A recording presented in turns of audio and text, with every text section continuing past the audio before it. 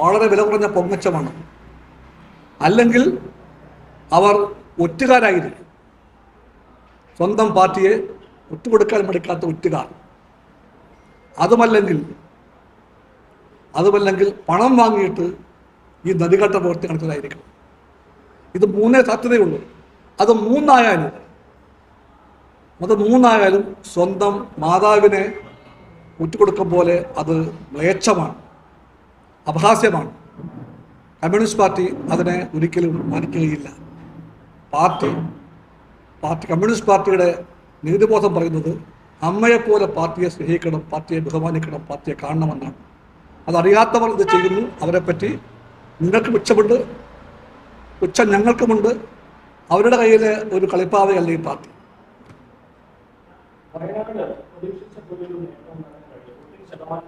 രണ്ടെണ്ണേ ചോദിക്കാൻ തീരുമാനിച്ചത്. തീരുമാനം ലഭിക്കുന്നു.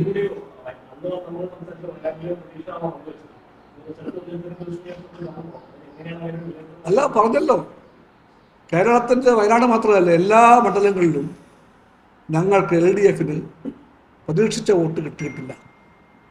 എല്ലാ മണ്ഡലങ്ങളിലും. വയനാട്ടും കിട്ടിയിട്ടില്ല.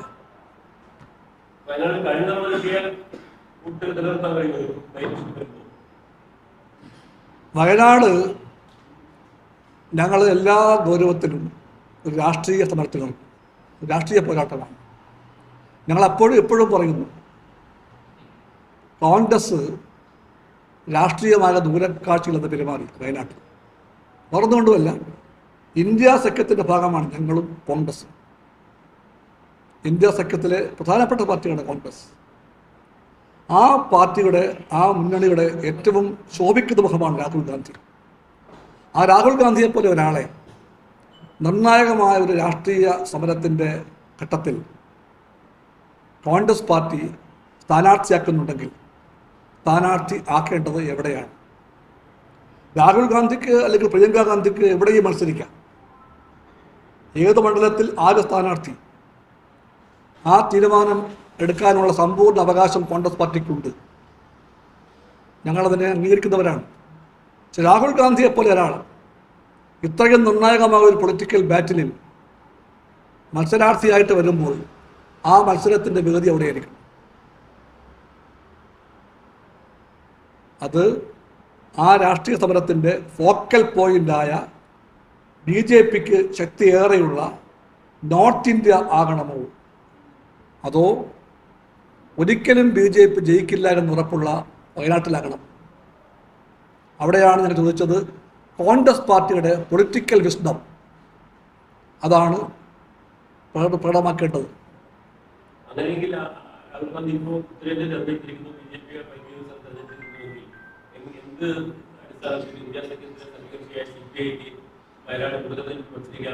അതാണ് ഞാൻ പറയുന്നത്. അന്ന് അവിടെ മത്സരിക്കുമ്പോൾ ഒരിക്കൽ പോലും കോൺഗ്രസ് പാർട്ടി, ഞാൻ രാഹുൽ ഗാന്ധിയെ വ്യക്തിപരമായി അന്നും ഇന്നും വിമർശിക്കുന്നില്ല. രാഹുൽ ഗാന്ധി മൂക്കിനപ്പുറം കാണാത്ത കേരളത്തിലെ കോൺഗ്രസ് നേതാക്കന്മാരുടെ സമ്മർദ്ദപ്രകാരം വയനാട്ടിലേക്ക് വന്നുവെന്നാണ് എൻ്റെ വിശ്വാസം. ഈ രാഷ്ട്രീയം രാഹുൽ ഗാന്ധിക്ക് മനസ്സിലാകും. ഞാൻ മനസ്സിലാക്കിയ രാഹുൽ ഗാന്ധിക്ക് ഈ രാഷ്ട്രീയം മനസ്സിലാക്കാൻ കെൽപ്പുണ്ട്, രാഷ്ട്രീയമായ ധാരണയുണ്ട്, ആശയ വ്യക്തതയുണ്ട്. ആ രാഹുൽ ഗാന്ധിയെ ദൂരക്കാഴ്ചയില്ലാത്ത രാഷ്ട്രീയം കൈയാളി ശീലിച്ച കേരളത്തിലെ കോൺഗ്രസ് നേതൃത്വം നിർബന്ധിച്ച് വയനാട്ടിൽ കൊണ്ടുവന്നു. രാഹുൽ ഗാന്ധി ജയിച്ചു. ആ വിജയത്തിൻ്റെ രണ്ടാമത്തെ ആഴ്ച രാഹുൽ ഗാന്ധി രാജിവെച്ചു. ഇതായിരുന്നു കേരളത്തിലെ കോൺഗ്രസ് നേതാക്കളുടെ പദ്ധതിയെങ്കിൽ ഈ പദ്ധതിയുടെ ശില്പികൾക്ക്, കാരണക്കാർക്ക് തീർച്ചയായിട്ടും ഇതുപോലൊരു പൊളിറ്റിക്കൽ എന്താ പറയേണ്ട വാക്ക്, ആ വാക്ക് എന്താണോ ആ വാക്ക്, അതിലേക്ക് രാഹുൽ ഗാന്ധിയെ പോലൊരു വലിയ മനുഷ്യനെ വലിച്ചിഴക്കേണ്ട കാര്യമില്ലായിരുന്നു. അവർ കൊണ്ടുവന്നു. എന്തായാലും അവർ രാജിവെപ്പിച്ചു. വീണ്ടും ലക്ഷം വരുന്നു. ഞങ്ങൾ മത്സരിക്കും എല്ലാ ഗൗരവത്തിലും.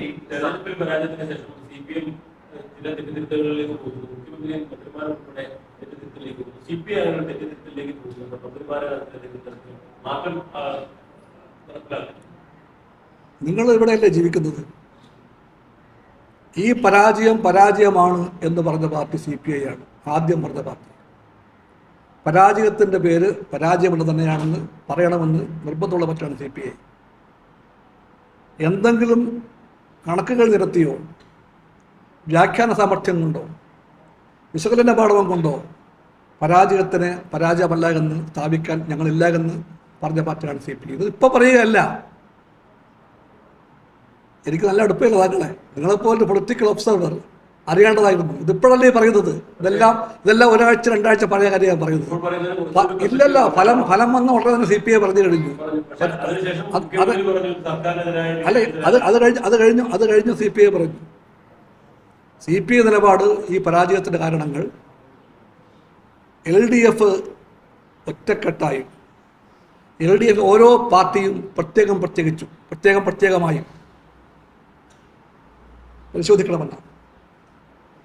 ആ പരിശോധന +2 ഡിഗ്രി കഴിഞ്ഞവർക്ക് വേൾഡ്സ് ഫസ്റ്റ് AR/VR ക്ലാസ് റൂമിലൂടെ സ്മാർട്ട് ഫോൺ എഞ്ചിനീയർ ആവാം. കൂടുതൽ അറിയാൻ വിളിക്കൂ ബ്രിഡ്കോ ആൻഡ് ബ്രിഡ്കോ. പരിശോധിക്കണമെന്നാണ്. ആ പരിശോധന പാഠം പഠിക്കാൻ വേണ്ടിയാണ്. ജനങ്ങൾ നമ്മളോട് പറയുകയാണ്, ഞങ്ങൾക്ക് നിങ്ങളെപ്പറ്റി ചില വിമർശനങ്ങളുണ്ട്. ഞങ്ങളുടെ മുമ്പിൽ ജനങ്ങളാണ് യജമാനന്മാർ. ആ യജമാനന്മാർ വിധി എഴുതിയപ്പോൾ പറഞ്ഞു, ഞങ്ങൾക്ക് നിങ്ങളെപ്പറ്റി വിമർശനമുണ്ടെന്ന്. എന്തുകൊണ്ടെന്ന് ഞങ്ങൾ നോക്കണം, പരിശോധിക്കണം, പഠിക്കണം. ആ പാഠങ്ങൾ പഠിച്ച് ഞങ്ങൾ തിരുത്തേണ്ടതെല്ലാം തിരുത്തണം. ഈ പാഠം പഠിക്കൽ, ഈ തിരുത്തൽ നിലവിളിക്കാൻ വേണ്ടിയോ കഞ്ചരിക്കാൻ വേണ്ടിയോ അല്ല. ഈ പാഠം പഠിക്കലും ഈ തിരുത്തലുകളും ഇടതുപക്ഷ മൂല്യങ്ങളെ ഉയർത്തിപ്പിടിക്കാൻ വേണ്ടിയാണ്. ഇടതുപക്ഷ ആശയങ്ങളെ ശക്തിപ്പെടുത്താൻ വേണ്ടിയാണ്. ഇടതുപക്ഷമാണ് ശരി എന്ന കാഴ്ചപ്പാടിനെ ജനങ്ങളെ ബോധ്യപ്പെടുത്താൻ വേണ്ടിയാണ്. അതിനാവശ്യമായ എല്ലാ തിരുത്തലും വേണം. LDFൽ വേണം, എല്ലാ പാർട്ടികളിലും വേണം. ഇത് പറയുമ്പോൾ ഞാൻ CPIക്ക് വേണ്ടി പറയുന്നു. ഞങ്ങളുടെ പാർട്ടി എല്ലാം തികഞ്ഞ പാർട്ടിയാണ് എന്ന അവകാശവാദം CPIക്കില്ല. എല്ലാ കുറ്റങ്ങളും CPMൻ്റെതാണ്, ഞങ്ങളെല്ലാം ഒരു കുറവുമില്ലാത്തവരാണ് എന്ന വാദം CPIക്കില്ല.